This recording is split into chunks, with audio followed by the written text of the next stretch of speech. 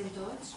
Quasi tots, algú més afegirà, però si us sembla, atès que tenim convidats que a més venen d'altres llocs i per tant els hem d'agrair doblement la seva presència així avui en ple pont de l'1 de maig. En primer lloc, agrair la presència en les segones jornades de la lluita camperola a Carles Sánchez Ibor, ell és tècnic superior de suport a la investigació del Centre Valencià d'Estudis sobre el Rec de la Universitat Politècnica de València i a més és professora associada de Geografia de la Universitat de València. Dir que en aquest centre treballen des de diferents disciplines tot el que és l'estudi i la investigació al voltant del rec, dels sistemes de rec. Després, si de cas, li demanarem a Carles que ens expliqui breument en què consisteix el treball que es fa des d'aquest centre d'estudis que està al Cap i Casal, a València. Excusar la no assistència de Santiago Guillem Picó i donar també la benvinguda a un amic de la casa, un amic del nostre poble, que és Luis Pablo Martínez, que és inspector de Patrimoni de la Generalitat Valenciana. Molts de vosaltres el recordareu per aquesta xerrada, per aquest regal que ens va fer ara fa just un any, a motiu de la Jornada dels Museus, en la Cassoleria Àngel Dominguet, i amb ell encetàvem el que és el projecte de donar a aquest continent, dotar-lo d'altres tipus de continguts. Ell ens va fer una xerrada que encara la recordem tots. Gràcies. Sobretot perquè ve d'un altre lloc, també de treball, i ha apurat al màxim per poder estar així amb nosaltres, doblement agraïts. I també m'agradaria donar la benvinguda a aquesta taula a Emili Selfa. Ell és membre de la Junta de Govern de la Comunitat de Regants del Riu d'Alcoi. Emili, benvingut. Casa nostra és casa vostra, ja ho saps, és casa teua i de tots. Bé, segones jornades de la lluita camperola, i avui pràcticament estem amb aquest acte en l'Equador de les jornades, que l'any passat vam dedicar a l'agroecologia i que enguany la temàtica sabeu que és l'aigua, agricultura, ecologia i patrimoni. Quan el grup de treball que conformem, grup de veïns a títol individual i també de diversos col·lectius d'ací del poble i gent que no viuen a Potries però que també comparteixen inquietuds al voltant d'aquests temes, ens plantegem el tema, ahir vam estar parlant-ho també, si n'adonem que n'hi ha una problemàtica en ciernes, que diuen, que està ahí, que serà una realitat així no res, i és que fa quasi una dècada va començar a la nostra comarca a implementar-se un pla de modernització dels regadius tradicionals, substituint a poc aquest sistema que nosaltres coneixíem des de menuts, el sistema tradicional del rec a manta o per inundació, a través de sistemes de distribució d'aigua, les séquies, els partidors, i en aquest sentit tots i totes sabem la importància que tenen aquests partidors, sobretot al nostre poble, però no sols al nostre poble, i per a fer arribar l'aigua a tots els indrets de la comarca de la Safor, i que formen aquest patrimoni hidràulic datat de l'època ara. Tot això, a partir del 31 de desembre del 2018, sabeu que finalitza l'ús d'aquests partidors, d'aquests distribuïdors d'aigua, perquè així ho van acordar en el seu moment quan va començar a implementar-se el sistema de rec per degoteig. Aquesta és una màxima preocupació per a nosaltres. No sabem quines van ser les conseqüències d'això en el patrimoni, en l'ecosistema, conforme hem vist esta matí amb la intervenció d'Ismael Aznar, ambientòleg, que ens ha explicat quins són aquests ecosistemes, aquesta biodiversitat que hi ha a les séquies i als partidors, a les basses, etc. Hem tingut oportunitat de conèixer-ho de primera mà amb les seues explicacions. Gràcies, Ismael, novament. I tampoc sabem quines van ser les conseqüències reals d'això en el territori, en el camp. Aquells aquells bancals, aquelles terres que també deixen de banyar-se amb aquest tipus de sistema de regadiu, possiblement cap la possibilitat de que acaben impermeabilitzant-se, sellant-se, i tot això com pot intervindre o com pot afectar a les pluges, al clima, etc. Jo crec que és moment ja de donar la paraula als nostres convidats. Lluny de generar falsos debats, aquesta taula es planteja com una oportunitat per posar precisament damunt la taula els posicionaments, les valoracions, les preocupacions, els coneixements de les persones que ens acompanyen, i per veure si entre tots i totes som capaços d'esbrinar què és el que ve després demà, què és allò que ens pot vindre al damunt, com afrontar-ho i com treballar-ho, i si de cas trobar solucions. Per tant, sense més preàmbuls, dono la paraula a Carles Sánchez. Molt bé, moltes gràcies per la invitació. Vos felicito més per l'organització de les jornades, que té, no sé si lleva d'esta taula, però sí fora d'esta taula, un programa extraordinari. Jo n'hi ha coses que m'agrada pogut estar en la resta de la jornada, com el que t'he comentat abans de les espigolaores que tenim demà, que no us ho perdeu perquè és espectacular el treball que han fet a Campanar, però també coses com aquestes passejades i com el treball de Fernando Sendra i altres que conec de fa temps i que m'encanta. Responent un poc al guant que has llançat i comentat un poc d'on vinc, el Centre Valencià d'Estudis del Reg és un centre constituït pel conseller Coll a finals dels 80, en la intenció, o principis dels 90, en la intenció de crear un centre on s'aplegaren tots els tècnics que estaven treballant en torn al regadiu de la Comunitat Valenciana i que estaven dispersos en la Universitat Politècnica. I en aquest centre, que durant molts anys va estar dirigit per José Carlos Genovés, que va ser el president de la Confederació també durant 11 anys, de la Confederació d'Hidrografia del Xúquer, n'hi ha 4 grups, un dedicat a cultius, tant a la silvicultura com a la fitotècnia de les hortalisses. N'hi ha un grup dedicat a la tècnica hidràulica, fonamentalment especialitzat en el tema del reg de goteig. N'hi ha un altre grup dedicat a la qualitat del solc de l'aigua i un quart grup, que és en el que jo generalment treballo, que està dedicat a l'economia i les ciències socials i a l'estudi institucional d'aquests sistemes. Bé, el centre ha tingut una col·laboració molt estreta amb la Generalitat Valenciana en molts projectes durant molts anys, però també la Confederació, però treballem un poc en el suport de la captació de projectes diversos. Estem oberts a qualsevol tipus de col·laboració i a qualsevol tipus de participació com aquesta de difusió de la nostra activitat. Bé, jo vinc així un poc en la intenció de donar un repàs general a què significa i quins efectes té l'adopció de les tecnologies estalviadores d'aigua i fonamentalment del reg de goteig, que és el canvi fonamental al que aquesta comarca s'enfronta en els pròxims anys, perquè el canvi que tindrà lloc el 31 de desembre de 2018 és un canvi que probablement sigui el fet de major dimensió en quant a canvi tecnològic i canvi de costums i de tècniques de reg que n'hi ha hagut en la història d'esta comarca des que es pensà en reg. És a dir, se va canviar radicalment el sistema d'aplicació de l'aigua i n'hi ha una fita semblant en la història de la comarca a nivell de tècnica hidràulica com esta, des que es posà en reg en època islàmica la major part del regadiu. La qual cosa és un canvi tan brutal que és necessari pensar-ho bé, analitzar les seves implicacions i, en cas que n'hi hagi impactes negatius, estar preparats per a corregir-los, perquè també hi ha impactes positius. Este canvi sense precedents és un canvi que està tenint lloc en tot el territori valencià, en tota la península ibèrica i en tot el món. Però hem de dir que en el cas d'Espanya hi ha una certa posició de lideratge. És a dir, en aquests moments, només en Xina i en la Índia n'hi ha més superfície de reg per de goteig que en Espanya. Espanya és el tercer país del món en superfície de reg per de goteig.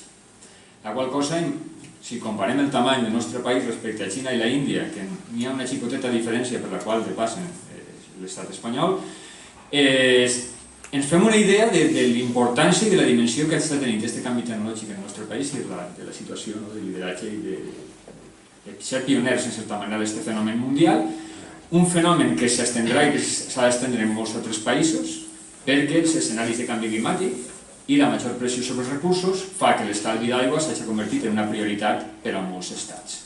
De manera que des dels estats, des de les organitzacions internacionals, es pressiona i s'aporten finançament per a que aquest canvi tecnològic s'estiga produint i es produïsca en més països del món, i en major intensitat.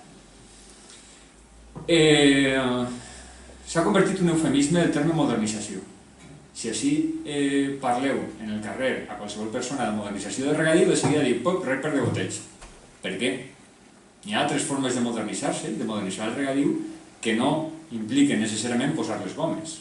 Igual, una pressurització en alta i mantindre el reg a manta en les parcel·les pot ser útil, i inclús unes bases de regulació.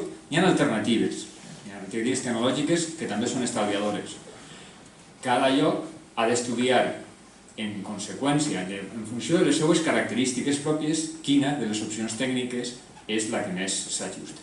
Però què ha passat en el nostre territori? Què ha passat en la Comunitat Valenciana? Que en els anys 90, sobretot durant la forta sequera que tinguérem en el 94-95, es posà tota l'atenció en aquesta tècnica com a manera d'intentar reduir l'ús d'aigua en l'agricultura, perquè l'agricultura era el sector que més aigua utilitzava respecte al conjunt de la societat. I es començava a promoure massivament en les subvencions per a la transformació. En un moment en què, una dècada posterior en la que hi havia molts diners, i s'aportaven molts diners per a aquests finançaments, d'aquestes obres. Era una opció que no era conflictiva, perquè satisfeia tant als polítics per promoure obra, a les empreses d'aquest sector que s'animaven per l'arribada de diners públics, i els agricultors que podien veure els avantatges de veure reduïda l'aigua o veure reduïdes les seues tasques agrícoles. Contentava a tots i a més estava acompanyat d'un discurs de modernitat al qual ningú no resistís, sobretot els líders. És a dir, si aportes modernitat al teu espai polític, a la teva comunitat, estàs introduint alguna cosa positiu, és la idea general. I també que venia recolzat. Tot això venia recolzat per una sèrie d'estudis tècnics que demostraven que en parcel·la aquesta tècnica donava molts millors resultats quant a l'ús d'aigua o l'aplicació que les tècniques tradicionals. En el nostre territori també hi hagué un interessant lligam polític i això hem estudiat els discursos que s'han fet en els últims anys i, com arribà a dir en el seu moment el president Camps, la modernització de regadius és la primera pedra del trasvase de l'Ebre. Per què? Perquè la Comunitat Valenciana o el Partit Popular en aquell moment, o el govern valencià, necessitaven justificar davant l'opinió pública del conjunt de l'Estat que s'estava fent un esforç enorme per estalviar aigua i que aquest sacrifici que estaven fent els valencians tenia que ser correspost o tenia que ser associat també a una arribada d'aigua a altres conques per a intentar pal·liar el dèficit estructural que tenia i que té la Comunitat Valenciana quant a recursos hídrics. En la qual cosa és una tempesta perfecta. Per què? Perquè des d'una perspectiva inicialment, podríem dir, ambientalista, de manera molt general, l'estalvi d'aigua sempre és algo positiu. De fet, hem acostumat a les nostres ciutats urbanes a tractar de reduir el consum d'aigua. Perquè per aquells que volien continuar promovent l'obra hidràulica i promoure nous usos d'aigua, que s'estalviaren a altres sectors també els convenia. En la qual cosa, i a la indústria, evidentment, o a les empreses associades a les tècniques de reg. De manera que interessava a tots i es posava molts diners. I quan passa això, el que passa és que moltes vegades no s'invertís sempre en suficient rellat. No s'invertís sempre en estudiar les necessitats que té cada territori. I, com han dit després molts autors, cada vegada que es fa una transformació de reg per degoteig cal fer una avaluació prèvia dels riscos que pot comportar el canvi de tècnica i dels avantatges. I en funció d'això, contraposar què ens convé i, si n'hi ha efectes negatius, planejar com respondre davant d'aquests elements. Això també ha fet que n'hi hagi ara, en determinats col·lectius, una reacció molt crítica respecte del reg per degoteig. I jo crec que encara que, ara parlarem dels efectes un per un, que encara que n'hi ha moltes coses que s'ha de tindre en compte i s'ha de tindre molta cautela quan s'instal·la el sistema, el que no podem fer tampoc és satanitzar aquesta tècnica. I dir, no, això és el dimoni, no. El reg per degoteig pot aportar moltes coses i moltes coses positives segons en quin lloc i segons les condicions. I vaig a parlar ara, a poc, de les diferents impactes que té el rec per degoteig. I anem primer a parlar del principal, que és l'estalvi. El rec per degoteig ha demostrat en parcel·les experimentals que té un avantatge molt superior respecte a altres tècniques de rec, des que inventaren en el desert del Negev, en Israel, en els anys 60, s'ha estès gràcies a que té aquest avantatge realment en les parcel·les. Però després s'ha demostrat que fora d'aquestes parcel·les experimentals n'hi ha uns territoris en els que no dona aquesta resposta. I és el que els tècnics, els economistes i els experts anomenen la paradoxa de Jevons o l'efecte rebot. I és que moltes vegades, quan s'instal·la el rec per degoteig en una comunitat de regants, en el conjunt del sistema de rec o en el conjunt de la conca, s'incrementa l'ús de l'aigua. Com és possible? Per una raó. Perquè quan s'utilitza el rec per degoteig, aquesta comunitat de regants va reduir notablement el seu ús d'aigua, notablement, va aconseguir una millora en les seues pràctiques evident, però si n'hi ha una comunitat que rep els sobrants d'esta, i aquests sobrants ja no li arribaran a aquesta altra comunitat. Les infiltracions que recarregaven l'aqüífer ja no es produirà, perquè és molt més eficient aquesta tècnica de cara a la planta. De manera que en el conjunt del sistema, aquest estalvi sí que es produeix per a la comunitat, però no es produeix per al conjunt del sistema, perquè els altres, quan perguen l'aigua que pot arribar des del freàtic o quan perguen els sobrants que recollissin de les caigudes, necessitaran obtindre aquests recursos d'una altra via. I després n'hi ha altres elements de gestió posterior a la instal·lació que poden fer que aquests estalvis no apareguin, com per exemple que l'aigua estalviada es destina a un altre sector, que aquests cabals alliberats passen de sobte a desenvolupar un nou regadiu en un altre territori, que aquesta comunitat de regants, aprofitant que va estalviar aigua, canvia el cultiu i passa a cultius que siguin més exigents d'aigua, com cultius de cereal que estiguen de sobte o d'altres plantacions que puguen passar a cítrics com està passant en Andalusia, en algunes zones. O que aquesta comunitat diga que ara com que tenim més aigua perquè hem estalviat, anem a ampliar la superfície regada. De manera que n'hi ha riscos de gestió posterior que poden comportar una pèrdua d'aquests possibles estalvis. Això ha fet que n'hi hagi una revisió generalitzada arreu del món del paradigma de l'eficiència del rec per degoteig i que inclús la World Wildlife Foundation ens ha publicat en Espanya un informe molt crític respecte del degoteig. Molt crític, però també he de dir que aquest informe està basat en uns exemples concrets i no molt ben elaborat. És un informe que cal tindre molta cautela en ell. I per què dic això? Perquè en la Comunitat Valenciana el que estem observant, després d'entrevistar i estudiar la situació abans i després del rec per degoteig en 77 comunitats de regants, entre elles la del riu d'Alcoi, el que s'observa és que en la modernització de regadius n'hi ha un 50% d'estalvi de l'aigua en alta, en el conjunt d'aquestes 77 comunitats. Si bé, al mateix temps i en el mateix període, aquelles que no s'han modernitzat també estan estalviant un 25 o un 30% més, perquè tots s'han posat les piles en els últims 20 anys en utilitzar l'aigua amb major eficiència. De manera que aquest estalvi també s'ha produït. De manera que el marge seria d'un 25% aproximadament la millora. I observem també que totes aquestes condicions que jo he comentat abans, per les quals generen l'efecte rebot, no s'estan donant en el nostre territori. O no s'estan donant de forma generalitzada, n'hi ha casos en els que sí. Per què? Perquè generalment, en aquests moments, el camp valencià no està canviant a cultius més intensius. O manté el taronger, o passa al caqui, o passa al magraner, però moltes vegades el cas és que inclús se van a cultius menys demanants, com l'armeler que està apareguent ara. Perquè en la major part dels casos no s'està ampliant la superfície. En alguns casos perquè no es pot ampliar, com passa en els regadius tradicionals, i en altres casos perquè el problema que tenim és el contrari, és que la gent se'ns va del camp. I és molt més greu aquest problema, és el més greu que tenim en aquests moments. És que el regadiu valencià és el que més superfície ha perdut en els últims 10 anys de tota la península ibèrica. I la pròxima dècada, el pròxim cens és del 2019, pot ser dramàtic els resultats perquè s'està veient al camp. Més cal que eixit així per una volta, per així, per Vilallonga, i veure el que està passant, per qüestions de mercat. En la qual cosa, aquestes condicions de context que són claus per a determinar l'estalvi o per a generar una pèrdua d'aquest estalvi no s'estan produint en la Comunitat Valenciana. N'hi ha algun cas concret, com us dic, que sí que hem observat això. Un altre efecte relacionat amb l'estalvi és el que anomenem l'efecte de desviació de recursos, que és un efecte que s'està produint en aquesta comarca. Què és el que passa? Que quan s'instal·la el rec per degoteig, com que se redueix el consum de la comunitat de regants, la comunitat el que sacrifica primer és l'aigua subterrània, que és més cara, però el consum que utilitza d'aigua fluvial continua sent el mateix.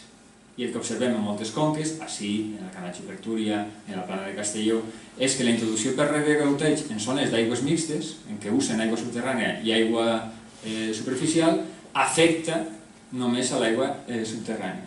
Només se deixa d'utilitzar l'aigua subterrània, la superficial s'usa la mateixa, perquè si tens que reduir, retalles de la que és més cara. I això és interessant a l'hora de planificar i de gestionar els recursos. I el risc que tenim en algunes comunitats, sobretot per exemple en l'entorn de zones humides, d'aigua molls, com pugui ser en l'Albufera a València, és que si aquests retorns de reg desapareixen, estem reduint els inputs, les entrades dels nostres aiguamolls. I ahí caldrà parar l'atenció i buscar una alternativa per a aquests recursos que no s'estan derivant ara per la xarxa reg tradicional continuen entrant en l'aiguamoll si volem continuar alimentant-lo. Aquest és el drama o l'escenari que tenim ara a l'Albufera, i s'està treballant en aquesta línia.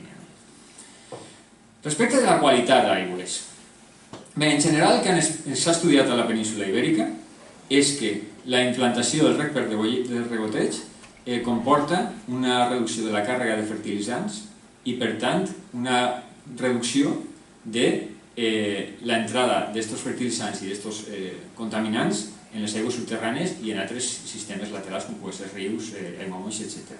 De manera que hi ha un efecte positiu en la qualitat d'aigües. Encara que és evident i s'observa també una reducció de la biodiversitat en sèquies, en canals que s'abandonen, etc., inclús en els propis camps, que això contrapesaria aquesta situació. I després tenim el problema de com integrar l'agricultura ecològica en aquests sistemes. És molt complicat perquè, lògicament, quan se produeix en aquells sistemes que estan utilitzant la fertirrigació, o sigui, la fertilització centralitzada, si un agricultor vol passar-se a l'ecològica, tenim el problema que li arriba l'aigua en els fertilitzants i li arriba en elements indesitjables per a la seva pràctica i que li poden fer perdre la certificació. L'altre dia me comentaven d'un cas d'una comunitat propera a València en què els agricultors ecològics estaven contentíssims perquè tenien unes produccions molt bones i tenien un torn de reg diferent per a que no es clavaren el fertilitzant. Però què passava? Que quan es posaven l'aigua d'ells, l'aigua netejava tota la tuberia i els arrossegava tots els fertilitzants. Clar, així tenien uns resultats espectaculars per a ecològic, perquè realment no era ecològic el que estaven fent. I després de 4 anys s'han tingut que plantejar-se alternatives. És un problema d'integració important perquè aquesta agricultura anirà creixent en els pròxims anys per la bona resposta que té el mercat en un context de crisi de la silvicultura i en algun cas, com en la Plana de Castelló, s'observa que inclús aquesta fertirrigació és un problema perquè no dona possibilitat a l'agricultor a canviar de cultiu. I tal com està el mercat de la carn taronja, n'hi ha sobretot els joves agricultors volen passar a fer horta, volen passar a fer caqui i la fertirrigació la tenen només ajustada al taronger i en aquestes condicions no poden fer-ho. Ahí cal posar solucions tècniques, que les hi ha, no és un problema insalvable, solucions tècniques per a adaptar determinats sectors de reg o inclús doblar les conduccions si fa falta per a que se pugui adaptar i donar flexibilitat a l'agricultura, perquè un dels principis bàsics de la llibertat de qualsevol llaurador és poder triar què ha de cultivar en el seu camp i la comunitat li ho té que respectar. I després n'hi ha de vegades un problema de salinitat, sobretot en aquelles zones de menys precipitacions. Així en les afores és més difícil que hi hagi aquest problema perquè afortunadament hi ha unes precipitacions prou generoses dins del conjunt valencià. Però en altres llocs sí que és un problema que se concentra la salinitat en superfície i que de tant en tant cal fer un rentat d'aquestes terres. La qual cosa la solució tampoc és molt complicada. Inclús és bona per al patrimoni, perquè aquestes sèquies que podien perdre ús, aquesta necessitat de rentar les terres de tant en tant és l'excusa per a mantindre-les i és la via per a mantindre-les perquè encara tenen una funció molt important per al sistema agronòmic. I això també està passant en alguns sistemes que tenen en silvicultura que tenen els arbres molt vells. tenen els arbres molt vells i tenen una àrea radicular, de zones d'arrel, molt gran. I el de goteig no cobrir la bossa sencera d'aquestes arrels. De manera que estan tenint que posar 1 o 2 regs a l'any a manta combinats en el reg per de goteig per a garantir que aquests arbres vells continuen en producció. Un altre element, els costos del reg. El que hem observat en el nostre treball, sobretot els treballs que ha liderat Marta García Mollà en el meu centre, és que la transformació de reg per de goteig ha suposat en els sistemes de reg d'aigües superficials un increment considerable dels costos de reg. Els gerradors, que s'està costant més diners regant, perquè ha aparegut un nou cost que és el de pressuritzar la xarxa de reg. El de pressuritzar necessita electrificació i necessita preus d'energia. En algun cas s'han pogut compensar per gravetat, com el disseny que ha fet la Sèquia Real de Xúquer, i en algun cas, per altra banda, se compensen perquè el reg per de goteig també necessita menys mà d'obra i el que es trau d'una cosa es trau de l'altra i el resultat final per a la butxaca del llaurador és molt aparellada. En els sistemes d'aigües mixtes, generalment s'aconsegueix un equilibri de la situació perquè com que passes a estalviar-te l'ús d'aigües subterrànies, si incrementes l'estalvi, també millores els teus ingressos o redueixes les teves despeses. I on millor resultat dona el reg per de goteig és en els sistemes d'aigües subterrànies. Perquè si tu redueixes l'extracció anual, estalvies costos de bombeig. I això te compensa els costos de pressurització. I aquesta és la raó també per la qual el reg per de goteig creixé més ràpidament i ha crescut més ràpidament en terres valencianes en zones d'aigües subterrànies que en zones d'aigües superficials. Institucionalment, hem observat també canvis en les comunitats de regants, en la forma d'organitzar-se. Per exemple, els regadors desapareixen. No sé si no recordo si en aquesta comarca s'utilitzen els regadors o no, però els regadors desapareixen, se centralitza i la comunitat comença a tenir una gestió molt més centralitzada, molt més tecnificada i molt més centralitzada. I les decisions se prenen en la Junta de Govern i directament en un tècnic que va controlar molt directament la comunitat. I això no és una qüestió que siga millor o pitjor, és que és una qüestió social canvi tecnològic. Vull dir-vos que no ho dic en un comportament o fent una lectura pejorativa, simplement és un canvi de l'organització, perquè d'altra banda, en algunes zones haurien desitjat que els projectes de modernització hagueren estimulat més aquesta centralització. I vos explique. N'hi ha zones d'aigües subterrànies, en l'interior valencià sobretot, que tenim en una vall 7 o 8 comunitats de regants, cadascuna a la seva xarxa, en el seu pou i en el seu sistema de pressurització. Si s'haguera ordenat la financiació i el foment del reg per de goteig en aquests territoris, i les 7 comunitats se podien haver integrat en una comunitat, haver reduït els costos de gestió i haver reduït els costos de finançament d'aquesta xarxa. Per això no s'ha planejat en la major part de comarques valencianes. Cadascú ha anat muntant-se pel seu compte, demanant la subvenció a la conselleria i muntant-se per seu compte. I s'ha desaprofitat una oportunitat d'aquesta atomització institucional que tenia el regadiu valencià de reduir-la en alguns territoris. No és el cas d'aquesta comarca on potser seria el cas de les zones d'aigües subterrànies, potser d'aquesta comarca, però no ho conec en detall. En algun cas sí que s'ha aprofitat, per exemple, en l'Alt Vinalopó, en Villena, s'han concentrat 11 comunitats i s'han integrat gràcies a aquestes obres en alta. I després ha aparegut un problema en el que ningú no comptava, i són els robatoris. Perquè aquesta tecnologia porta metall al darrere i ja saben el que passa en el canvi en el metall.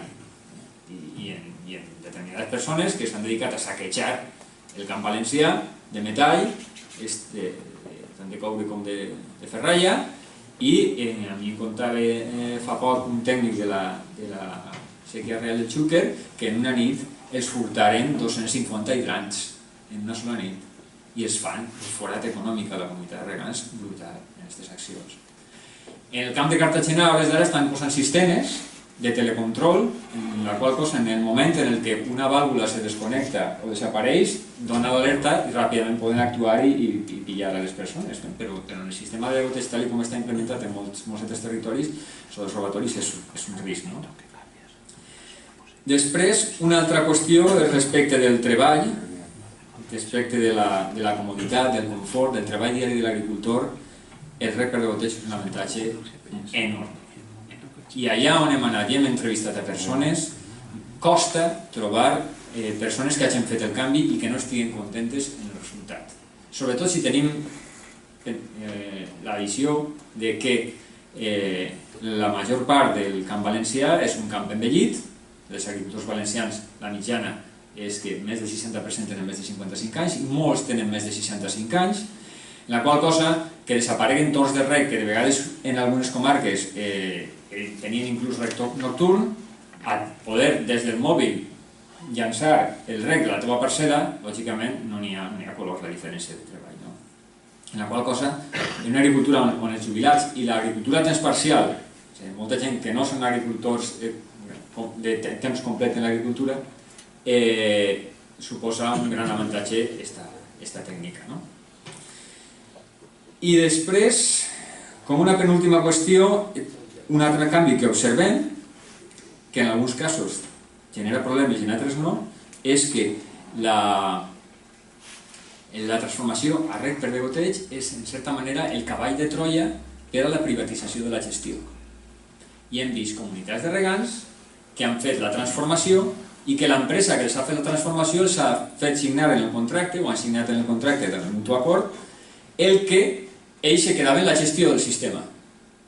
I desapareix aquesta institució històrica de gran valor per a la cohesió social de molts pobles, com és la comunitat de regants, perquè passa a ser gestionada per una empresa. N'hi ha hagut ja casos inclús de recuperació d'aquesta gestió després de 10 anys, com és el cas de Senyera. I altres en els que n'hi ha hagut una mena de revolta popular en el poble, com Càrcer, on s'ha paralitzat aquesta privatització. En canvi, n'hi ha altres que han privatitzat part de la gestió amb molt d'èxit, han externalitzat alguns servicis i han sabut mantenir el control del sistema i la cohesió de la comunitat, externalitzant alguns servicis de manera que els serà més rendible per al conjunt de la comunitat que mantindre altres pràctiques o una llarga llista de personal per al manteniment. I per últim tenim el tema del patrimoni, en el que no vaig a entrar molt perquè suposo que els meus companys de la taula incidiran més, i només una reflexió, n'hi ha una qüestió d'un antropòleg andalús que es diu Escantero, que deia que, rememorant un filòsof que era Heidegger, que tots els objectes disposen d'un element que és el ser de la cosa. La seva essència està en el seu ús.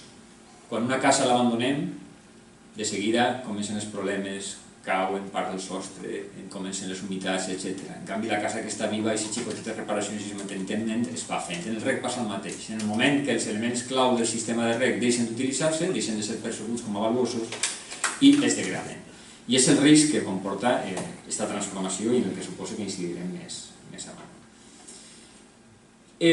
Per acabar, cal dir que aquesta gran onada transformadora del regadiu valencià ha sigut paral·lela a un moment a un nivell financer, una capacitat financera molt alta per part de l'administració, per això des de fa 8 anys sabem que ha desaparegut i en aquests moments aquesta transformació està molt paralitzada. El ritme de transformacions noves està molt paralitzada i han quedat en curs o per acabar algunes que estaven en marxa. En el futur serà molt difícil trobar aquesta via de finançament o serà més reduïda en número de casos, però s'obri la porta, i és el que s'està debatent ara, a que aquest finançament arribi per la via de la PAC, de la Política Agrària Comunitària, perquè els PDRs, que els documents on s'organitza el desenvolupament rural, etc., comporta per la via de l'energia i per la via de canvi climàtic mecanismes per a buscar altres vies de finançament des d'Europa per a dur a terme noves transformacions. En tot cas, aquesta parada que ha generat la falta de finançament per la crisi financera que travessa el nostre país ens dona l'oportunitat de parar també a pensar què és el que s'ha fet, com s'ha fet, fer balanç i pensar què volem fer en els pròxims anys i com poder compensar els defectes que té aquesta transformació i traure el màxim profit dels avantatges que també ens dona aquesta tècnica que ja està present en el 55% del regadiu valencià. Molt bé, moltes gràcies. i te torno la paraula.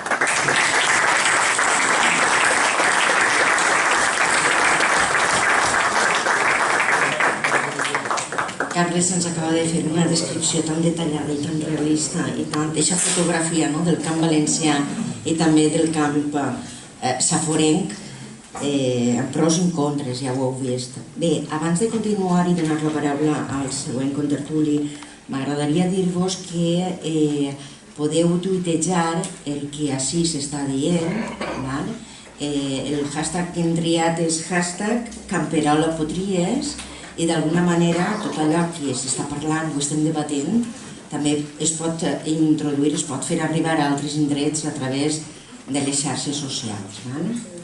Dit això, també explicar que m'he excusat un moment perquè era precisament Santiago que excusava la seva no assistència a la taula, no li ha donat temps material per poder arribar i per tant vos trasllade les seves explicacions. Estava molt disgustat, molt malhumorat, però no ha pogut ser. Li he dit que l'apuntem i per a la propera el tornarem a convidar. Bé, i ara sí que m'agradaria donar torn de paraula a Emili Selfa, que com vos deia abans és membre de la Junta de Govern de la Comunitat de Regants del Riu d'Alcoi. Emili, com vulguis. Sí, este. Molt bé, bona vesprada a totes i a tots. Efectivament, som membre de la Junta de Govern de la Comunitat de Regants del Riu d'Alcoi, el que hem conegut tota la vida com el sindicat, el sindicat de regants. I, efectivament, nosaltres el que fem és gestionar el sistema de reg. O sigui, la xarxa que ha donat subministre d'aigua utilitzant les aigües superficials, en el nostre cas que no són subterrànies, són superficials majoritàriament, salvo en casos extrems, com ens ha passat en la llarga sequera de quasi 4 anys que hem patit, en la que hem tingut que tirar mà, en aquest cas, d'aigües de pous. Normalment gestionem les aigües que venen del pantà de Beniarrés i que es paralitzen, com tots sabeu, en l'assut d'en Marc. Vilallonga és el poble que conté aquestes aigües i d'ahir comença tota la xarxa. Lògicament, nosaltres el que fem és una feina històrica perquè, com també la majoria sabeu, hem heretat una tradició, hem heretat també un patrimoni, perquè hem de parlar del patrimoni, no? Hem heretat un patrimoni, hem heretat una tradició, una manera de fer, que ja ve dels àrabs i que és tan antic que en l'inici, en la inicial repoblació d'aquestes terres, el rei Jaume I, si no recorde mal, va aixafar la Safor en 1238 i en 1239, és a dir, només un any després, ja promulgava els primers ordenaments sobre reg en les nostres terres. Això vol dir la importància que per als cristians que plegaven a repoblar unes terres que estaven en mans dels àrabs, donar-se compte de la importància per a la subsistència d'aquest territori i, per tant, entrar, diríem, en l'ordenació de tot aquest sistema. Això ja en tota l'època de la repoblació ha tingut diverses etapes. Dins d'aquestes etapes cal destacar l'expansió de l'agricultura en general, de la forta transformació del secà en regadiu de l'època de la Il·lustració, del segle XVIII, del segle XIX, sobretot, i la constitució del nostre sindicat, de la nostra comunitat de regants, que es fa ja a meitat del segle XIX, concretament en 1854. Crec que el sindicat ha estat una peça potent en la comarca, ha sigut sempre una peça codiciada en el sentit que ha tingut una importància d'una rellevància social important en la nostra comarca i ha contribuït decisivament a la modernització i al sosteniment de l'economia en general de la comarca. L'agricultura ha sigut una peça, una de les potes fonamentals de la subsistència de la comarca i, per tant, el sindicat ahir feia un paper de primer ordre. Per a que es fem una idea de la seva importància, hem de dir que abraça 17 poblacions, de la comarca 30.000 fanecades, es diu Pronte. Per als que no ho conegueu, fent així, traçant la comarca un mapa molt ràpid, de sud cap al nord, perquè és quasi un triangle, de sud cap al nord tenim a la vora de la mar Oliva, a l'interior tenim Vilallonga i seguim una línia del triangle que acaba en Gandia per la vora de la mar i una línia per l'interior des de Vilallonga, Potries, cap a baix, que acaba en Gandia. Aquest triangle, la Gran Palma, Beniarjó, Alqueria, Palmera, Reguard, totes les poblacions d'Oliva cap avall, cap amunt, cap al nord, són aquestes 17 poblacions que queden regades per la gestió d'aquesta comunitat de regants. Hem de dir que és tan complexa aquesta gestió i està dins de la modernització, de la qual ara parlarem, que està dividida en 4 sectors, està dividida en 4 capçals que gestionen, fan, diríem, la substitució, diríem, de la partició d'àuies que es feia en el rec a pla. Dir que en l'any 2001 s'encetaren les gestions per a la modernització dins de les ajudes que promovia en aquell moment tant el Ministeri d'Agricultura com la Conselleria d'Agricultura de la Generalitat Valenciana i al voltant del 2004 o això es fan les obres, s'enceta el procés d'obres i es passa a instal·lar aquesta modernització que ha acabat portant el rec per degoteig a la majoria de les parcel·les. Certament és un procés que és complex, no va ser adoptat per tota la comunitat, de fet va tindre un punt d'inflexió que era pogut inclús tirar per terra la posta en marxa d'aquest sistema de modernització perquè tots no estaven en condicions de fer el canvi, de passar al sistema de goteig. La qüestió és que es va plantejar com una espècie de sistema transitori per a que a poquet la gent anara adquirint el sistema de goteig i el que ha passat realment és que hem estat simultanejant el sistema de rec a pla i de rec a goteig fins avui. És a dir, que portem, diríem, 2 sistemes paral·lels.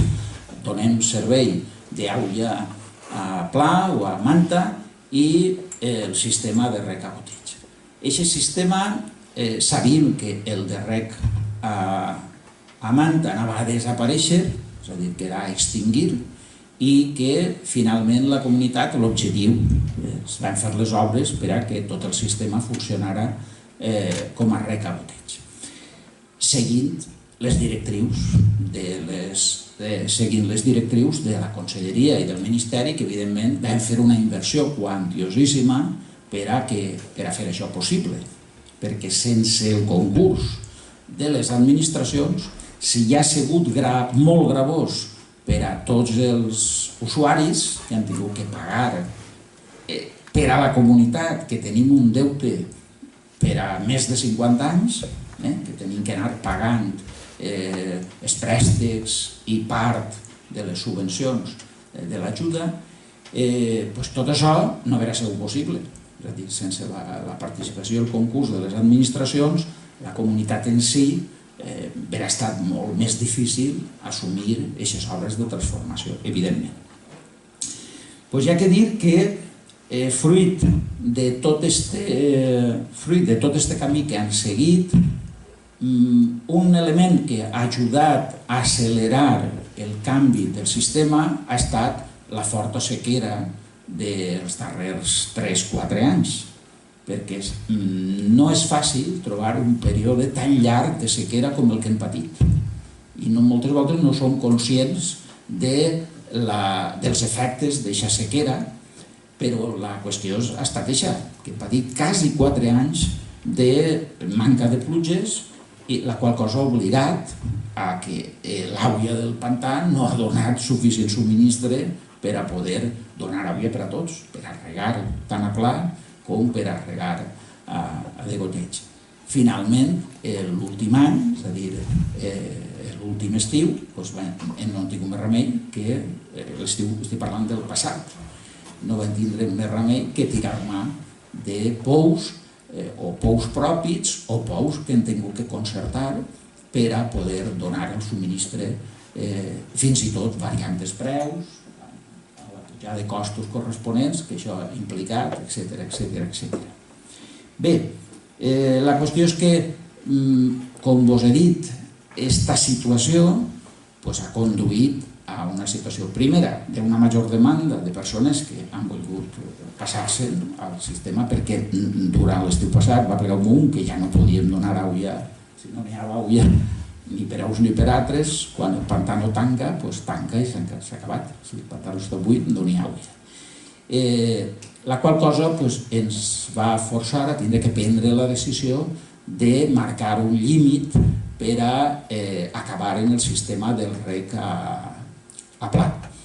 I el termini el fixarem en el 31 de desembre del 2018, és a dir, a 31 de desembre de l'any que ve s'acaba de subministrar el reg a plat. Això ara va provocar, evidentment, novetats. Són les coses que preocupen, suposa, que a la majoria dels que estem ací. Per tant, la pregunta és què va passar? Què va passar? Tenim un patrimoni històric, perquè és un patrimoni realment històric, només parlant de la població de Potries, parlar de la Casa Clara, de la Casa Fosca, parlar del Cano de Sotalla, parlar de la Sèquia Mare o de la Sèquia Principal. Tot això és un patrimoni que és de primer ordre, és un patrimoni que ve completament històric, elements patrimonials fins i tot de valor artístic, que expliquen la història però que també tenen un valor patrimonial important. Per tant, en la nova situació, com ja s'ha apuntat anteriorment, allò que deixa d'usar-se, el més normal és que es deteriore. Si no passem a integrar-ho d'alguna manera, si no passem a posar-ho en valor, seran elements que desapareixerien completament. Per tant, jo crec que ara el que cal és un tema que la comunitat de regants encara no ha abordat, però que és evident que tindrà que abordar, perquè és un patrimoni propi de la comunitat de regants. O sigui, que és un patrimoni propi, però que la comunitat tampoc no té capacitat per a mantindre aquest patrimoni sense ús. Per tant, jo apunte simplement com a idea personal que sense la implicació dels ajuntaments i sense la implicació de les administracions, en aquest cas de la Generalitat Valenciana, serà molt difícil que aquest patrimoni se pugui vislumbrar un futur digne.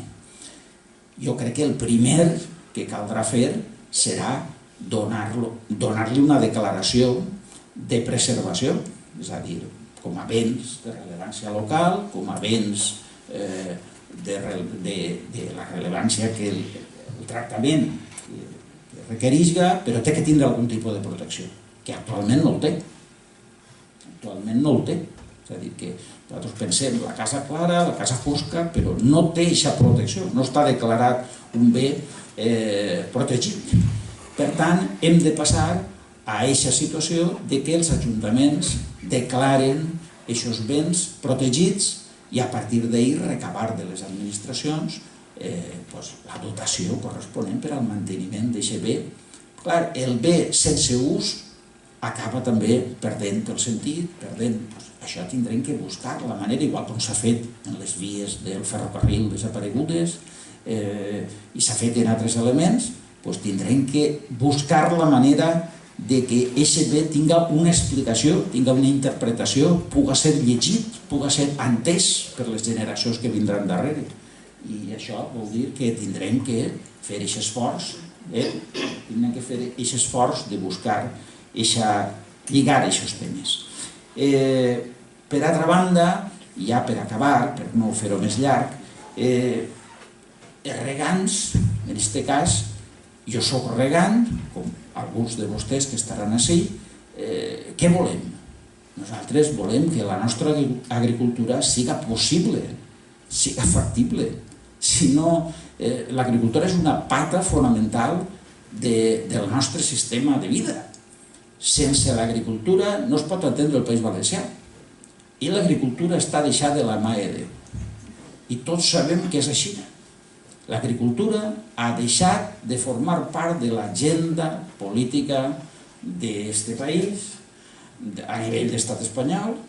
La frustració que patim els agricultors hem sigut els més europeistes a Vanlet, hem estat, abans d'integrar-nos en la Unió Europea, ja érem més europeistes que els més furibunds europeistes del moment. I ens trobem en una Unió Europea que no es dona satisfacció i que som conscients tots de la importància que té i de que pervivisca i que es millore en els aspectes en què té competència, i l'agricultura és un element important de la Unió Europea. Però què fa l'estat espanyol? Què fa l'estat espanyol de la nostra agricultura? Realment es preocupa per l'agricultura del litoral? O es preocupa només per l'agricultura mesetària o per altres tipus d'agricultures intensives? Tot això són coses que com a agricultors ens hem de fer, perquè en definitiva nosaltres busquem la rentabilitat, busquem que siga possible continuar treballant els nostres camps. Per això jo, respecte a la primera intervenció de qüestionar el sistema, ja el colmo seria, com a agricultors, tindre que passar en aquests moments a qüestionar-nos el sistema. Això és una cosa que, com a planificació de l'administració, en el futur, els corrents, evidentment, aniran cap a on tinguin que anar i es suggeriran, eixiran noves coses, els sistemes mai són determinats i fixes per a sempre, però nosaltres en aquest sentit formem part d'una corrent. I la corrent d'avui és que el camp que no té reg per goteig té una viabilitat menor en aquests moments en la nostra comarca que el camp que està regat a goteig. Aquesta és la realitat que constatem i per això la gent que ha pogut ha passat al sistema de degoteig. Per tant, nosaltres el que busquem és això, busquem viabilitat a les nostres explotacions. En la comunitat de regants, què busquem? Gestionar de la manera més eficaç al menor cost. Busquem en definitiva això, perquè en definitiva estem treballant en els diners i en la butxaca dels agricultors. I el nostre objectiu és gestionar en els mínims costos. Per això, quan parlem de temes de patrimoni, hem d'entendre també, o hem d'entendre el paper que en el futur tindrà que tindre una comunitat de regants com la nostra. Vull dir, en el tema de la gestió d'aquest patrimoni. És a dir, que no podrem renunciar al patrimoni que és nostre, però els recursos són sempre limitats en un camp com el de l'agricultura en el que la gent està patint tant. I, evidentment, amb les conseqüències que tots sabem de la quantitat de terres abandonades i de camps abandonats que tenim en aquests moments. Per tant, jo crec que allò més important és mantenir les línies de diàleg obertes. És un tema que fa falta que vagi parlant-se. Jo crec que és en tota la comarca el primer punt o moment públic en el que s'ha parlat d'això i crec que és importantíssim. Jo crec que hem de destapar un tema i hem de parlar del tema. Ho han fet així a Potries avui, és una ocasió perfecta per encetar aquesta possible solució al problema. Moltes gràcies.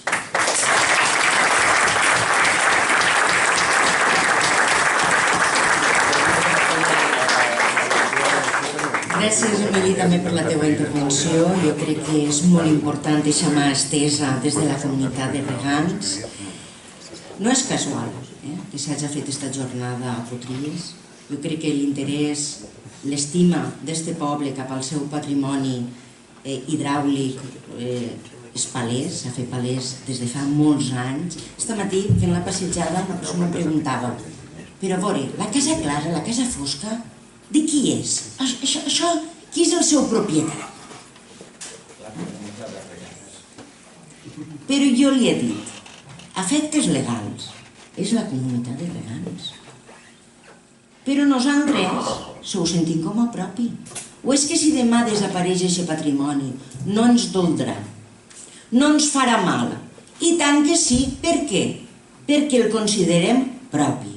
Propi, quan dic propi, no parle única i exclusivament dels cassolers i cassoleres, que el tenim ací, el visitem, anem a la Figuera, sinó som conscients de la seva importància per a esta comarca, per a la comarca de la Safor, de la que tant orgullosos ens sentim tots i totes, de pertinença a esta comarca. Per tant, encara que efectivament des de la comunitat de regants, i ho continuarà sent, i passarà de generacions a generacions, l'estima, el sentir-ho com a propi, el voler-ho, és de tots i totes. I això no cal que aparegui en un registre de propietat, dic jo. Dit això, després tindrem oportunitat també de parlar del paper dels ajuntaments, de les administracions, etc. Però ara m'agradaria donar-li la paraula a Luis Pablo Martínez, que com deia abans és inspector de Patrimoni de la Generalitat Valenciana i una de les persones, un dels majors experts a nivell de tot Espanya en referent al patrimoni hidràulic. Li donem la paraula i després tindrem oportunitat d'obrir el debat.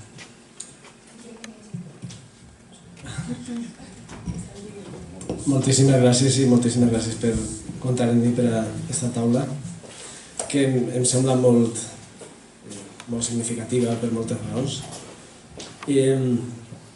Però estant en taula amb el que diu la UNESCO que són els veritables experts, que són els que mantenen els sistemes, i amb Carles a l'altre cantó, jo això de ser expert no sé com ho he d'interpretar.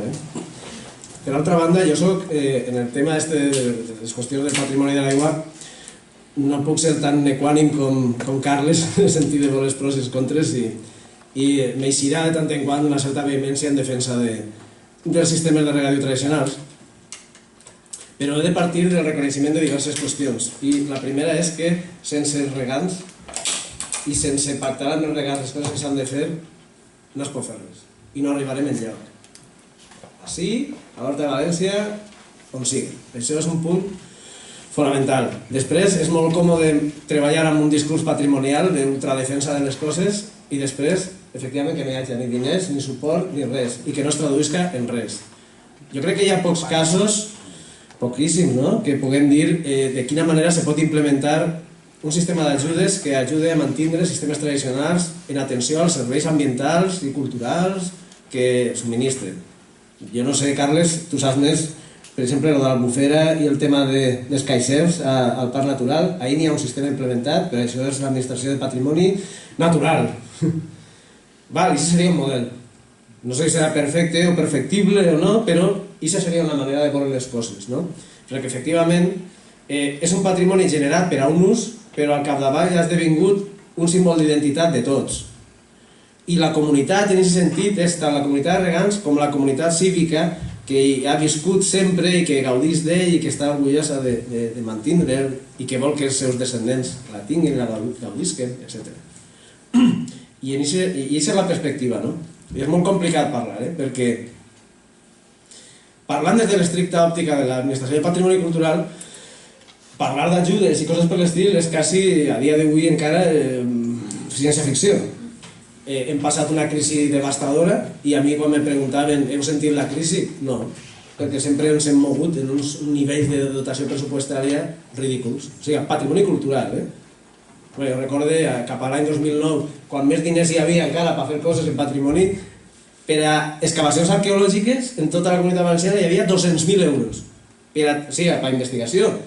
A veure quantes excavacions arqueològiques podeu fer amb 200.000 euros, no? Perquè suposo que cal pagar algun bitllet de tren i bocates i un alberg o alguna cosa, pues no sé, un mínim de 6.000 o 10.000 euros per excavació per una cosa mínimament decent, suposo que...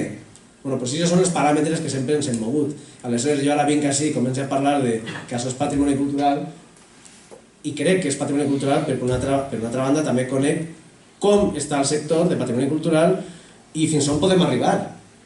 I en aquest sentit també, tot el que puga dir jo ara i tot el que puga defensar i plantejar no es pot dur a terme ni pensar ni que puga ser viable si no es pensa en que la mateixa administració de patrimoni cultural hem d'ajudar entre tots a que millore en el sentit de dotació de pressupost i dotació de personal. Són 4 gats, com aquell que diu, cada vegada menys. Però sobretot el tema de pressupostari, no? I que se'ns pugui avorrir. Està millorant, està començant a millorar. I els pocs que som s'estan fent moltes coses, no? En aquesta legislatura està activant un mogolló de coses molt interessants. Però si poguérem trencar, per exemple, la mentalitat de l'1% cultural, la mentalitat de l'1% és la que ens afecta als de patrimoni cultural. N'hi ha una cosa que es diu 1% cultural, no sé si heu sentit parlar alguna vegada d'ell. Per a fer projectes de 6 xifres en matèria de patrimoni cultural en l'estat espanyol, o vas a la font dels diners de Madrid que es diu 1% cultural o no vas enlloc. I l'1% cultural és una cosa que des del punt de vista de filosofia de la conservació és criminal. Vull dir, o sigui, per a que tingues un 1% per invertir en restaurar un partidor històric, un assut, un castell o una església, primer t'han de destrossar el paisatge. Primer ha de vindre l'AVE i trastocar-ho tot, destrossar-ho tot, o una gran autovia. I després te donen l'1% i fas alguna coseta. I aquesta és la mentalitat. La llei de patrimoni cultural valencià té un article que diu que els pressupostos de la Generalitat consignaran tots els anys l'1% de la inversió real per a patrimoni. Jo crec que no s'ha complit mai.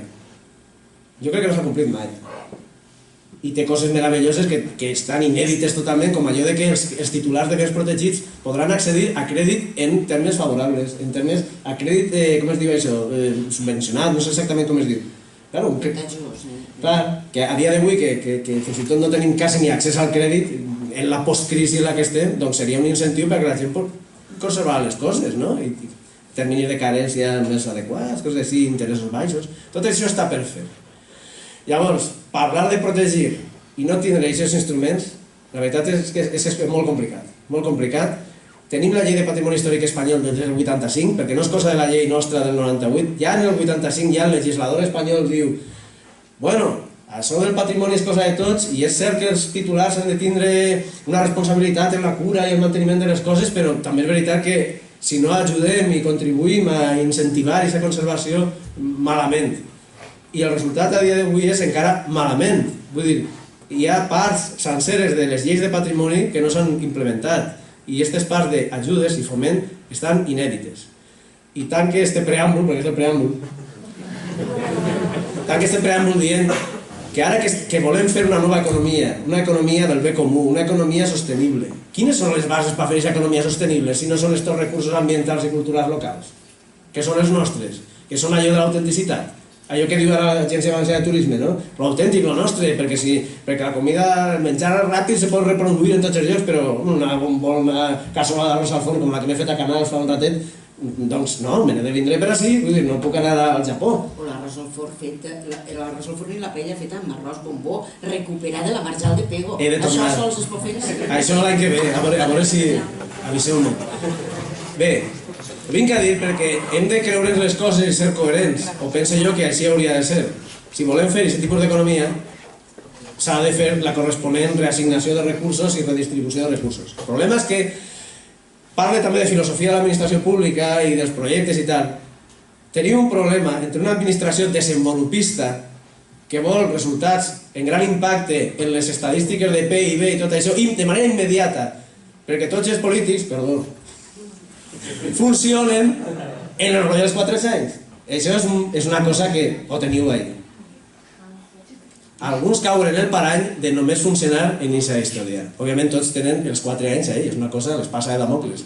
Però altres tenen una altra mirada. I és la mateixa. Però lo dels 4 anys està ahí. I està ahí, per a molts és molt fàcil, massa fàcil pot ser, dir, pues tire per esta via desenvolupista. I faig coses que redunden en increment brutal enguany de la baixada d'aturats, coses per l'estil. però que és una cosa que és per avui i després demà ja no hi és. En canvi, la immersió en el patrimoni té el problema que sol anar a més dels 4 anys. A més dels 4 anys. Amb la qual cosa no acaba de casar en el sistema de gestió que tenim, de la cosa pública. Va més enllà dels 4 anys, però també és veritat que els resultats segur que són socialment sostenibles i molt més rendibles, perquè en lloc de vindre una gran empresa que pot vindre d'on siga, vindrà a fer, perquè és la gran obra pública que se licita i tal, si és la petita obra patrimonial local, el més normal és que vinga l'empresa local que està més a prop i que no li compensa a la gran vindre així per fer una coseta de restaurar un tal o qual. I damunt, si treballem bé en el patrimoni i condicionem que la gent que intervingui en el patrimoni siga gent que estigui realment formada per intervindre en el patrimoni, condicionem que no se pugui presentar si no és gent que hagi estat, jo què sé, per exemple, ara que estem proposant la candidatura de la Pedra Seca a Patrimoni de la Humanitat Immaterial. Home, doncs els que facin els marges, bueno, primer ja no ens queden quasi, segon, han de ser els municipis i les fundacions qui formen a la gent per a fer-ho i, clar, s'ha de certificar això i exigir després que qui intervinga en els projectes públics de restauració ambiental siga gent que tingui aquesta titulació. O sigui, se pot articular tot un cercle virtuós que encara no hem articulat. I no l'hem articulat perquè, ja us dic, el sector de patrimoni cultural entropessa en aquesta dificultat tremenda que és aquesta mentalitat subalterna. És com una cosa que està ahí, com si fos una cosa menor, pintoresca, quan no ho és. Si realment veiem que hem de desenvolupar aquest altre tipus d'economia, que sí que ens ho creiem, doncs hauríem d'anar per aquesta via, millorar la dotació. I aquest és el preàmbul. Ara només dir unes quantes coses de la qüestió de l'aigua. I si se m'escapa alguna cosa inconvenient, perdó, per favor, però... Jo voldria començar en 2 o 3 pinzellades. Bueno, una pinzellada que voldria donar un poc grossa, o grossera. Vull dir, no m'agrada que este país se transformi en un país de sequies o un país de gomes. No m'agrada. O sigui, això com a cosa, com a persona, vull dir. No m'agrada. Deixem de veure l'aigua córrer i sentir-la, la humitat que genera l'ambient, això no m'acaba d'agradar. És una cosa molt personal.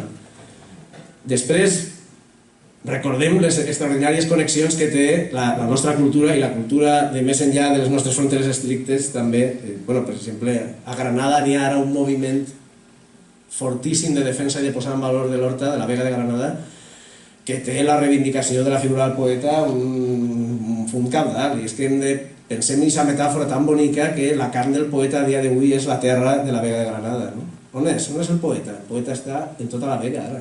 Els seus àtoms estan per tota la Vega i en l'aigua. I estan generant una conscienciació social realment admirable. Una altra nota, una altra pinzellada seria, per exemple, que un dia vaig anar de visita al Museu del Palmerar d'Elx, que és un museu molt peculiar perquè és una espècie de fake. És una antiga casa de palmerers, que la casa és autèntica, però s'ha fet una intervenció un poc forta. S'han replantat palmeres, s'han posat uns hortets, uns arbrets i de més. I n'hi ha una sèquia, però això és el fake, la sèquia és falsa. És una falsa sèquia, que fa com un cercle tancat d'aigua. Però vaig viure una experiència molt curiosa. Hi havia un senyor major, de vora 90 anys, i estava allí. I no sé per què vaig començar a parlar amb ell. I li dic, i vostè? Tal, qual?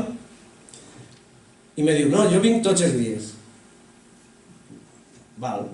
I me diu ell, jo vinc tots els dies perquè només així puc sentir l'aigua, que quan jo era un xiquet, la sentia per tot en aquesta ciutat, ja no la sent. Jo vinc tots els dies. Això em va deixar impactat. Una altra nota que ja té més a veure en la situació tecnològica, tecnocràtica que tenim a dia d'avui. Fent una visita a Crevillent, vaig anar a veure la Font Antiga, que és una antiga galeria, o era, perquè ja no corre l'aigua, una antiga galeria drenant, un canat que diuen a l'Iran, que Cabanilles el descriu magníficament en el segle XVIII, és una peça soberbia, fins i tot la ruïna a dia d'avui és impactant.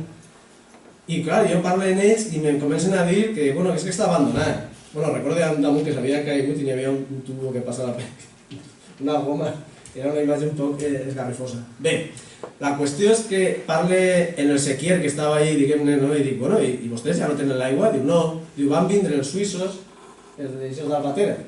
Diu, i van punxar, van fer un pou a la serra d'Albatera, diu, i se va secar l'aqüífer, va baixar l'aqüífer i s'acabà la sequia. I clar, jo, com soc de medieval, jo vaig pensar, xic, i no vam treure l'espasa i van anar allà i mos furteu l'aigua? I me diu, no, diu, és que era més barata. Diu, la comprem, havien abandonat el sistema i compraven l'aigua. Vull dir, i és per això, és per aquest tipus de dinàmiques que la cosa és tan complexa i és que és veritat que cal, en primer lloc, atendre al que és la realitat del llaurador que viu d'aquest sistema i que ha de treure endavant la família i demés. Que no se'ls ha donat mai ni el reconeixement ni el suport que mereixen, i pel que fa al reconeixement podem recordar tota la, fins i tot la ideologia, totes les concomitàncies negatives que té la qüestió agrícola, rústica, la mateix dir rústic i contraposar el modern, per exemple, ja dius això. Me'n recordo d'Eiximenis quan diu que, diu literalment a lo cristià, Francesc Eiximenis al final del 14 diu que la cinquena raïl de malícia és rusticitat i pagesia. O sigui, el fet de ser pagès, camperol, llaurador, això era dolentíssim. Ja no podia ser, el bo era ser noble i modern. Que era lo modern d'aquella època, ser noble i tindre cavall i tot això. Llavors entrem ja més en el tema de l'aigua. I la qüestió que he de dir que el reconeixement del valor patrimonial d'estos sistemes hidràulics, home, no diré que ha arribat massa tard, perquè encara hem arribat a temps en certa mesura, però és una cosa també que ens ha de fer reflexionar per què els valencians, que som un poble hidràulic i tant, que tenim elements identitaris tan potents com el Tribunal de les Aigües o les Nòries allà al Baix Segura, vull dir, que ens identifiquen com a poble, mai hem reconegut realment o hem actuat en coherència amb el que aquests sistemes ens han donat i ens han fet com a poble i ens han mantingut, les nostres comunitats, etc. És un fenomen tardà. Jo me'n recordo quan estàvem per la facultat o per l'arxiu buscant coses i tal, això, i mil comentaris que hem fet, i els moviments socials que hi havia a l'època a l'Horta de València, que, bueno, quan parlaves que una sequia podia ser patrimoni, doncs te miraves com si estigués malament, del cap, vull dir.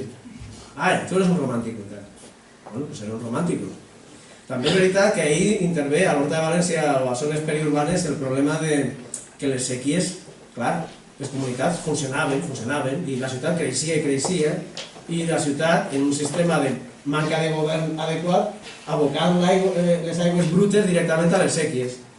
De manera que per a la percepció dels xiquets de ciutat, com puc ser jo, això de tindre una sequia, per a mi, quan era xicotet, per a mi una sequia era com una claveguera a cel obert, perquè per a mi era una cosa on discorria l'aigua bruta i feia pudor i tal, no? Ara, que som més majoret, ja sé que això és el producte d'un mal ús de la sequia com a claveguera que no havia sigut, des de luego, per a la ciutat industrial. Per a la ciutat antiga sí, però d'una altra manera, no? Però per a la industrial no.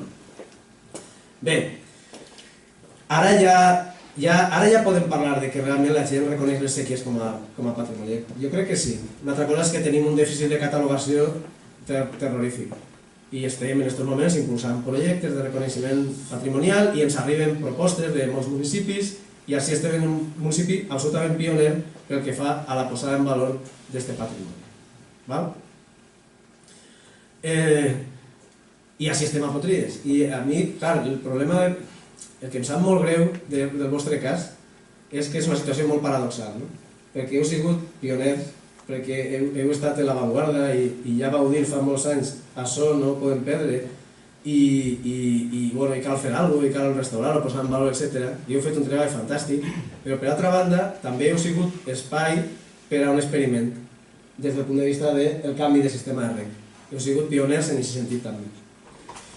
I fixeu-vos que això també crida l'atenció, no? El canvi, o sigui, la protecció i la posada en valor dels elements clau del sistema, efectes patrimonials o els partidors i demés, és una cosa que sorgeix de baix cap a dalt i sorgeix des de la ciutadania i l'Ajuntament, i en canvi la modernització és una cosa que ha vingut de dalt cap avall, com s'ha comentat, no? El Ministeri i la Conselleria d'Agricultura diuen així n'hi ha diners i així cal fer coses, no? És una paradoxa terrorífica, no? I bé, i és la situació que hi ha, però també és veritat que els fets estan com estan. i no és qüestió ara de dir, no poden tornar a 10 anys enrere i tal. Sí que es pot veure, sí que pot, a dia d'avui, i jo crec que és molt important promoure el debat, a veure de quina manera, com a mínim, no perdem aquesta làmina d'aigua que circula per la sequia, com a mínim, no? A efectes d'això, de sentir, de veure, com a mínim, no?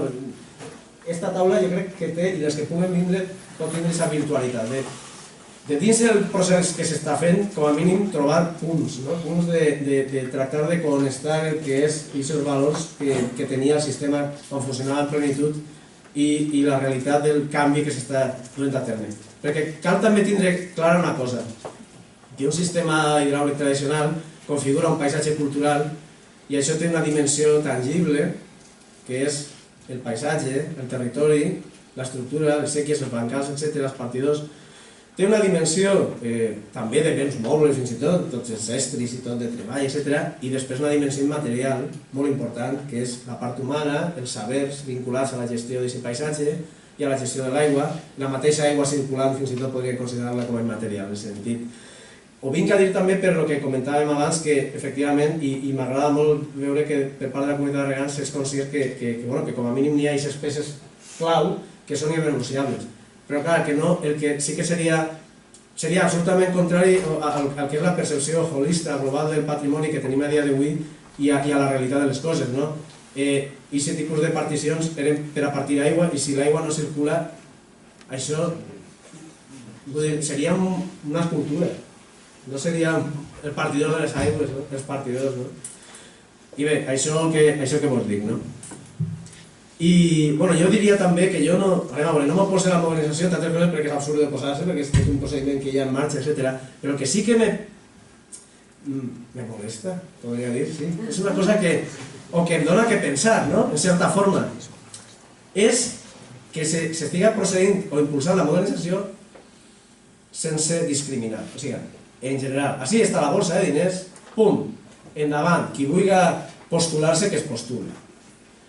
A mi m'agradaria que se modernitzaren els regadius que realment malbaraten l'aigua, regadius que són invents de fa no massa temps i, per exemple, reguen enormes extensions per aspersió en determinades planícies de la península. Ahí s'ha de modernitzar, i molt, perquè això de l'aspersor me pareix una cosa meravellosa, no? Tira l'aigua per l'aire, si bufa el vent se'n va jo no sé on. I resulta que els valencians, que portem 20 anys o més gestionant aquest tipus de sistemes i que tenim institucions com el Tribunal de les Aigües, resulta que no sabem regar, i malbaratem l'aigua. És a dir, que el que caldria començar a plantejar-se i a pensar-se, de cara a l'ordre d'ajudes que és d'enguany ja és impossible, ja està publicada, però caldria començar a pensar que caldria introduir unes certes cauteles addicionals pel que fa a la modernització de sistemes tradicionals i tan històrics com pot ser el que ens ocupa, en el sentit que aquests sistemes haurien de, no dic vedar absolutament qualsevol modernització, perquè n'hi ha moltes coses molt raonables que se poden fer, per exemple, regar de nit ja no, anem a veure, és impossible, vull dir, és impensable la societat de dia d'avui, i més quan els agricultors molts són a temps parcial, etc., que vaig a la gent a regar de nit, o fins i tot pagar algú perquè te regue per els costs de mano d'obra, no? A l'Horta de València jo sé que les sequies estaven pensant de crear grans bases en capçalera, això estaria molt bé, acumules l'aigua i després de dia, quan la comporta, l'aigua circula i regues de dia. Molt bé. Vull dir, és un tipus de modernització com la que comentaves que no desvirtua, no canvia el sistema radicalment i permet millorar la qualitat de vida del llaurador, no? I això crec que és adequat, no? I bueno, jo crec que seria important això, que en aquest ordre se diguera compte que amb aquestes vegues històriques, aquestes hortes històriques, ahir cal fer una avaluació de l'impacte ambiental seriosa, que sabem que algunes avaluacions d'impacte ambiental són com jugar a la flota. Veus uns quadrants enormes i gent que va posant quadrets i creuetes i tal, i tot té una aparença de molta cientificitat i en el fons moltes vegades són coses que no s'aguanten, no? I en el cas dels regadius, el greu problema és que el concepte d'eficàcia o d'eficiència en el qual s'ha treballat és un concepte absolutament reduccionista, de tipus enginyeril, economicista, que només contempla una part de l'eficàcia global que tenen aquests sistemes tradicionals. diuen que malbaraten l'aigua perquè tota l'aigua que se tira al camp només una xicoteta part entra per les arrels cap a les fulles, no?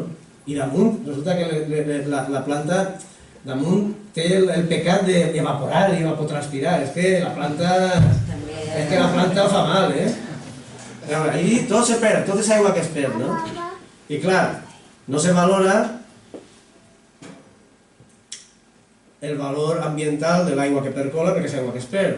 Aigua que recarrega aqüífers, com s'ha dit abans, que el sistema de reg del Baix Segura és un prodigi de reutilització de l'aigua, aigües vives, aigües mortes, els sassars, és prodigiós. O sigui que malbaratem l'aigua, saps? Quan reutilitzem 20 vegades la mateixa aigua per a 20 regs. Bé, després la biodiversitat associada, comencem a saber-ho, comencem a ser conscients, un poc tard, però comencem a ser conscients. Jo vivia al barri de Nazaret a València i teníem l'Horta de la Punta, ja la tenim, i jo sentia les granotes de ma casa, a quilòmetres, jo les sentia, un coro de granotes espectacular.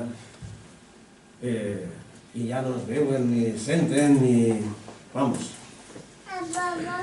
Una cosa que a mi me va sobtar molt, jo no sé, Carles, tu saps molt més que jo d'aquestes coses, però jo sempre t'ho he comentat, me va impactar molt sentir a Millán parlar d'aquest impacte ambiental global, del segellat de sòl agrícola, de la modernització del reg, de l'abandonament del reg a manta, etc. Perquè, clar, això va ser l'any 2009, va ser una xerrada en la UIM, jo vaig anar en aquesta perspectiva del xic de patrimoni a parlar de que bonica l'arquitectura dels partidors i els molins i que important és tot això, i me diu Millán, m'ha agradat molt el que has dit, però jo crec que t'agradarà molt sentir-me. I va fer una presentació que em vaig quedar bocabadat, perquè el que va posar de manifest era un mecanisme semblant a un que coneixeu tots de veure el National Geographic i tot això. Que les selves amazòniques provoquen la pluja. La evaporació allí fa que se condensen els núvols molt més i que ploga molt més. Allí n'hi ha un cercle virtuós de pluja. Doncs el que ell posava de manifest, no vaig a detindre perquè era molt llarg com ho demostrava, però era això que bàsicament que la xicoteta fracció d'evapotranspiració de l'agricultura tradicional i de les marjals costaneres i dels boscos costaners, i aquesta evapotranspiració no era aigua que es perdia, perquè era una fracció d'aigua crítica per a que l'aire que entrava de la mar, carregat de la brisa marina carregada d'humitat, precipitara. Era mínima en comparació amb la massa global d'humitat que venia de la mar, però era crítica perquè precipitara. Diu, no precipita, a dia d'avui n'hi ha com una convecció que no para de pegar voltes. Bueno, fins i tot comentava una cosa espectacular, i és que de veres que me va... no sé, crec que és una hipòtesi o una tesi, ja no sé exactament a quin nivell epistemològic està, que hauria de debatre's més, perquè és una cosa molt... Bueno, fins i tot és que posava en connexió amb els desastres ambientals que hi ha de tant en quant a Europa Central i de més, que diu que de tant en quant la massa d'aire carregada a la Mediterrània s'escapa per allà i provoca unes inundacions desconegudes abans en aquelles zones. A lo millor si a la Merkel se li fa veure que li toca la butxaca, igual ara canvia el xip i ens ajuda un poc a que per així les coses siguin un poc més a l'antiga. Bé, i bé, així el problema, jo ja vos dic, el problema bàsicament és que la gent ha de tindre dret a decidir. I estic parlant de l'aigua, la gent ha de saber les coses, ha de poder valorar les coses, ha de estar ben informada i ha de ser capaç, els protagonistes del manteniment d'aquests sistemes, que ho direm 1000 vegades sense ells i vaig per davant del reconeixement, res no farem, ells han de tindre tota la informació per a poder tirar endavant en el que siga. Si ho volen fer i se tramita administrativament i tot és correcte, no hi ha res a dir. El problema està quan se fan coses de vegades que són induïdes o fins i tot forçades. I poden vindre induïdes o forçades damunt a l'empara d'una ideologia que és absolutament perversa, perquè està condemnant d'entrada al saber tradicional de la gestió de l'aigua com si fos una cosa demoníaca, malbaratadora, etc. Quan sabem que en el fons el que hi ha són tot un seguit d'interessos impressionants. Jo és que me'n recordo perfectament que en premsa així, això fa 10 anys, en plena bombolla immobiliària, és que se parlava expressament, i a Múrcia estan fent-ho, que això, l'aigua que s'estalviarà així la podreu vendre allà. I hi havia tot un discurs, com posar el caramel, diu, entreu ahí, endeuteu o us tireu, perquè clar, tampoc no ho regala l'Estat directament, no, doncs fa que entreu. Però si ho regalara dius, mira, encara, però no, és que fa que entreu. O sigui, unes comunitats que tenen unes infraestructures amortitzades ja de fa segles, De sobte s'han d'endeutar per fer un edifici nou. I es diuen això, que vendran i tal. A Múrcia ara n'hi ha no tinc tota la informació, però els regants de la vegada mitjana del Segura sembla que estan fent alguna cosa de venda d'aigua, volen fer als regants del transvasament, i els dels Baix Segura estan en armes, els regants tradicionals, dient això no pot ser. Perquè el sistema tradicional que vinculava l'aigua a la terra, això tan curiós, que tant de debat historiogràfic ens ha generat, i mira, doncs sí, l'aigua a la terra, no? Doncs té un sentit ecològic brutal, al capdavall, té un sentit ecològic brutal, té un sentit humà vinculat a que, clar, és el territori que posa en valor una comunitat i ha d'estar a propet, i clar, l'aigua ha d'anar ahí i tal, però l'ecològic és increïble, clar, perquè en definitiva els regadius tradicionals no venen a ser, ahí estaré hipersimplificant i serà tot el criticable que vulgueu, és una espècie d'extensió de l'ecosistema de Ribera cap als laterals de les valls, en totes les simplificacions que comporta. Òbviament no és l'ecosistema de Ribera pur, etc. I damunt en totes les coses d'impactes que poden haver de fertilitzants i el que vulguis. Però el fet és això, que aquests sistemes tradicionals no hem reconegut encara tota la pluralitat de valors que hi ha, no som plenament conscients encara. I, mira, per desgràcia probablement, este debat comença així. M'agrada molt veure que comença d'una manera molt constructiva i el que succeeix a Potries, que m'agrada veure que aneu de la mà i que veig factible això, que s'arriben a punts a mínims, en el sentit de poder tindre aquests elements que són valuosos per a tota la comunitat local, restaurats i un poquet d'aigua per a que es veja de la manera que siga i en el suport públic que siga, ha de servir de punt de reflexió per a la resta del país. Aquesta és la qüestió. Estem en un moment crític perquè és això, perquè és tota una línia. Estaves comentant que n'hi ha menys inversió, per part nostra, però d'Europa continuen venint diners, i és curiós que és una de les línies prioritàries, ahí està la directiva d'aigües i tot, suposa que estarà al darrere.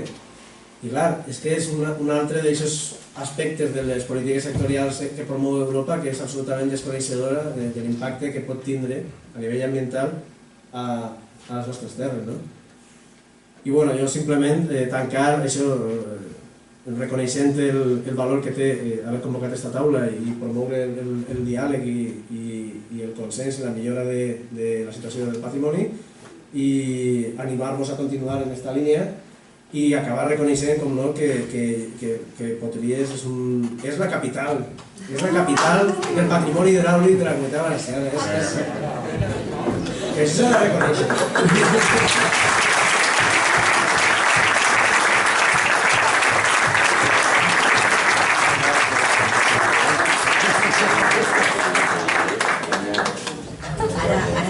Perquè vos deia que és amic de la casa. I això que posa els polítics fa cal. A veure, algunes coses, algunes dades. Per exemple, per a complementar el que s'ha dit en la taula, Andalusia acaba d'aprovar el seu Parlament, el Parlament andalús, una llei que protegeix les sèquies històriques en l'àmbit autonòmic. Per tant, altres ja estan fent coses en aquesta línia.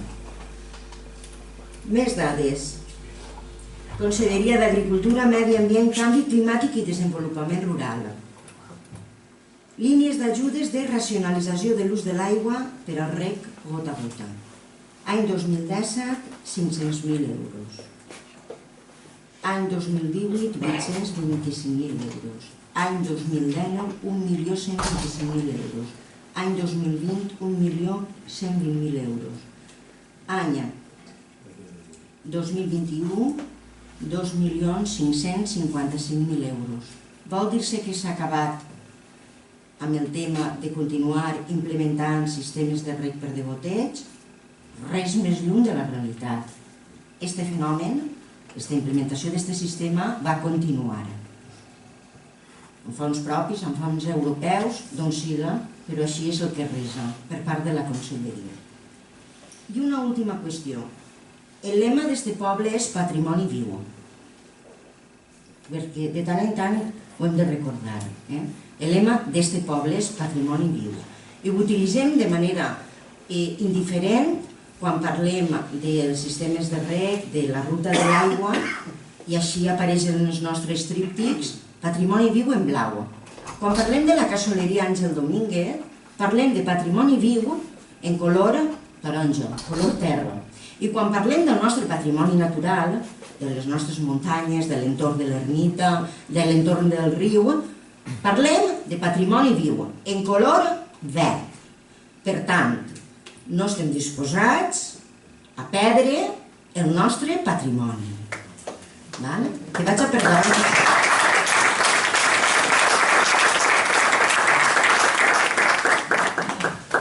I pense que ho hem de fer de manera col·laborativa, raonant amb totes les parts, escoltant allò que ens han de dir els experts, per això els hem convidat avui, i de la mà de la comunitat de regants.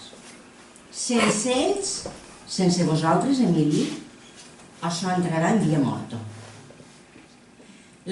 Nosaltres, com a Ajuntament de Potries, com a administració local més pròxima, estem convençuts i compromesos de tirar endavant aquesta lluita. Però ho hem de fer de la mà vostra i d'altres administracions. Hem de ser capaços de fer-los veure que això és necessari i que aquesta batalla no és sols una lluita d'uns quants, sinó que és la lluita dels valencians per mantenir, per tindre cura i per deixar com a llegat, d'igual manera que nosaltres hem rebut, preservar i mantindre el nostre patrimoni. Dit això, torn de paraula, rapidíssimament, perquè m'imagine que totes les intervencions donen peu. És una mesa, és unes aportacions denses des de diferents punts de vista i per tant hem d'intentar que sigui àgil i ràpid el col·loqui.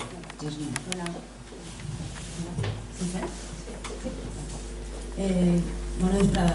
Felicitar-vos per les intervencions, que m'han agradat molt. Heu parlat molt clar i em pareix increïble que després del que hem sentit ara encara estem en aquesta situació d'això que ens arriba, com has dit, de dalt. Aquesta ordre o aquesta decisió que es pren de deixar de banda el patrimoni, de deixar de banda el rec a manta i canviar-lo per el rec a goteig. I tenia un poc el meu dubte, la meva pregunta és si em podríeu explicar aquesta decisió, de quina manera es pren, des d'on arriba, perquè a partir de 2019 es decideix que no, perquè com ha explicat Carles, hi ha un estalvi d'un 25% seria en l'aigua, però a banda d'això es tenen altres criteris, suposo que hauria de fer-se una valoració global de totes les coses que comporta això i no sé, és ignorància o hi ha altres coses ahí? No, jo crec que per al·lusions que es pot explicar fàcilment. Primer, si no m'enganye, les ajudes són a la normalització de sistemes de reg, no són estrictament al reg per degoteig. Són a la normalització de sistemes de reg. Ahí s'inclou passes de regulació, pressurització en alta, qualsevol fórmula. De fet, i tampoc són ajudes circunscrites exclusivament a regadius històrics. És a dir, jo si el panorama que he descrit és el conjunt del regadiu valencià, que és molt variat. No sols tenim casos com estos en els que hi ha una valor històrica, sinó hi ha moltes altres terres en les quals la valor històrica és zero, o inclús és negativa, perquè s'han carregat ecosistemes més valuosos. Aleshores, això cal considerar-ho primer. Segon, n'hi ha canvis molt interessants en la forma que s'estan articulant les ajudes. Per exemple, les ajudes que han eixit l'any 2017 exclouen la fertilització centralitzada. Exclouen la fertilització centralitzada. És un pas. Per què? Perquè no dona flexibilitat a aquest canvi del territori agrícola, no dona lloc a l'agricultura ecològica. Això, n'hi hagué una reunió en conselleria setmanes abans que isquera el decret, es va canviar el decret perquè hi ha una sensibilitat en la conselleria respecte d'aquestes qüestions. En la qual cosa, a mi no m'alerten aquestes xifres. No m'alerten tampoc coneguent les quantitats que n'hi havia abans, perquè aquestes quantitats que estan pujant ara estan encara molt lluny dels nivells als que s'arriben. No me preocupa per la zonificació, perquè no estem parlant sols de sistemes tradicionals i en aquests sistemes caldrà tindre una vigilància de part de la societat civil i també de part dels tècnics i una cautela a l'hora d'actuar. I a mi em sembla que la sensibilitat que estem percebint en Porta de València, en la Vega Baixa, està en aquest camí i és molt difícil que es facin barbaritats, perquè el contacte que tenim regular entre una de les aigües o la gent de la Vega Baixa va en aquesta línia. En la qual cosa, a mi no em fa por aquestes xifres, però hem d'estar alerta per a no repetir les errades que s'han comès en el passat. De fet, nosaltres tenim una reunió a portes obertes per qui vulgui venir, aprofite per a fer publicitat. El 9 de maig divendres, jornada completa, assistència gratuïta a la Universitat Politècnica, en la que es farà un balanç del que ha sigut la modernització de regadius i unes propostes de futur, i estaran allí el secretari autonòmic i estarà també Teodoro Estrela de la Confederació Hidrogràfica i un delegat del